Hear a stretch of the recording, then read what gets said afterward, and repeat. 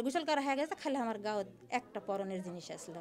সকলই ওই জায়গা তুমি যে আইটা ধরে ওটি হেঁচতে নেচতে করে এই জায়গাতে একটা কামড় মারিছে, এটা নিয়ে একটা কামড় মারিছে, পিছনে একটা ঘুষি মারিছে।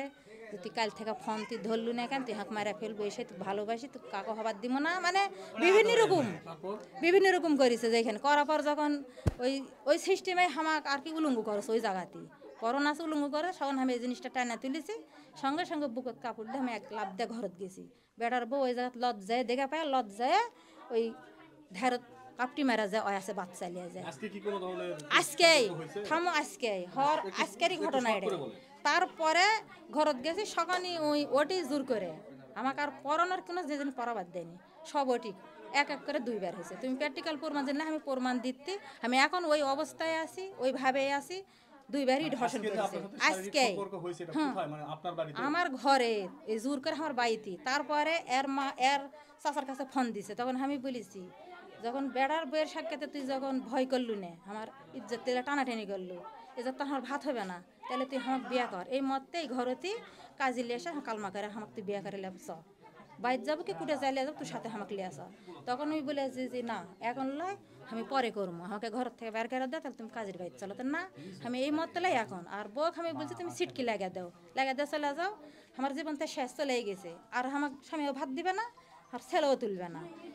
এগুলো যখন হলো তখনই ওই ওর মায়া ওর চাচা সুলোমান, এটাই সুলোমান হইতে ফোন করেছে।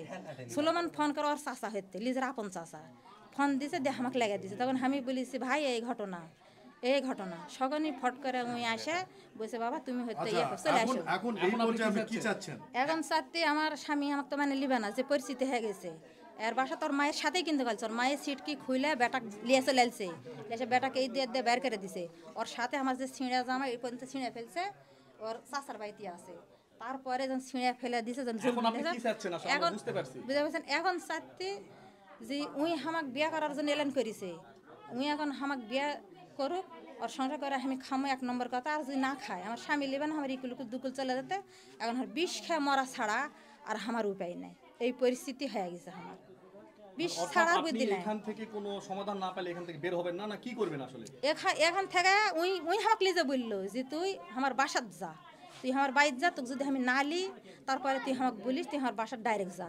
ডাইরেক্ট আমি হাত আর পাউলে দুরা কাপুরলে আমি খালি চলে আসছি। ই যায় ভরা হাতত বাড়ি দিছে, আর আমার সম্ভব না এই জায়গা আমার ভাত হবে না। সুষ্ঠু বিচার আমাকে তোমরা করে দাও, ওর সাথে আমাকে বিয়ে করে দাও। এক কথা তোমার